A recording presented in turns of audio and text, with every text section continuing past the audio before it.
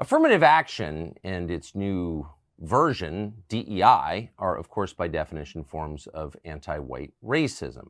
White men are at a structural disadvantage in getting jobs and getting contracts and getting into schools. There's kind of no pretending it's anything but what it seems to be. And most people know that.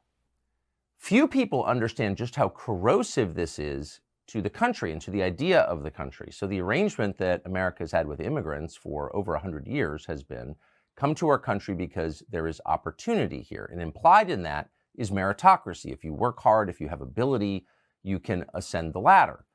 But affirmative action and now DEI invert that arrangement. New immigrants to this country are told immediately that the people who founded the country, white men, are the problem. They are evil. So not only does this inculcate racism in our immigrants, which is a terrifying prospect, but it also makes the workplace a hellscape, a sort of corporate Jim Crow structure that degrades everyone and that's inherently immoral.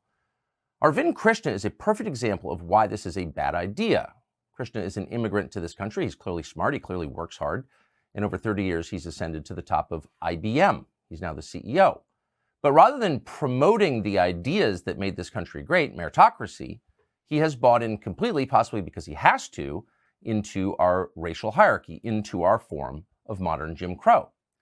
So thanks to James O'Keefe, the journalist, we know what that looks like on the inside. Here is video that was leaked to O'Keefe of Krishna, the CEO of IBM, telling his employees to hire fewer white men or they will be punished. Their pay will be cut.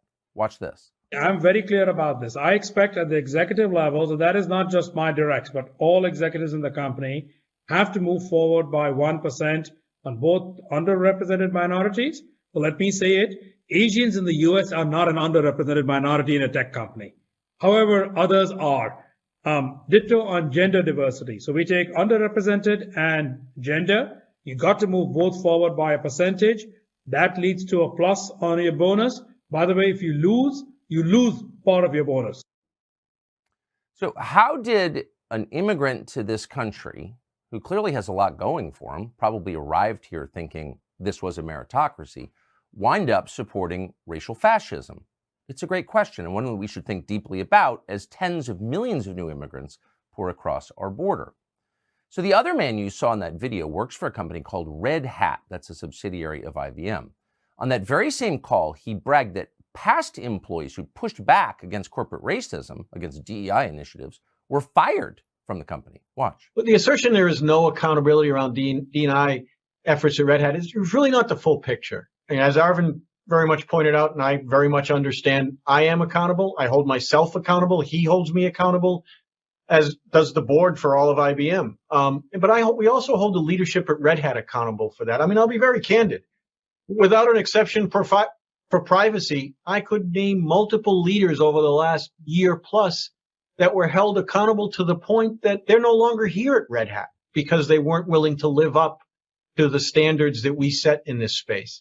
So in the public conversation, affirmative action, DEI, diversity are described with the language of sensitivity and inclusion. We're just trying to bring everybody in. But in practice, and we now know this thanks to these videos and others like them, in practice, this is an even more vicious form and a much more widespread form of Jim Crow. And obviously it's incompatible with the existence of the United States of America. So what do we do about it? Well, of course, the Civil Rights Division, the Justice Department, is doing nothing about it. They are affirmatively opposed to civil rights. But Stephen Miller is doing something about it, thank heaven. He's the founder of America First Legal, and he joins us now. Stephen, thanks so much for coming on. How would you describe what we just saw? A fascinating, albeit chilling, window into the reality of corporate America today.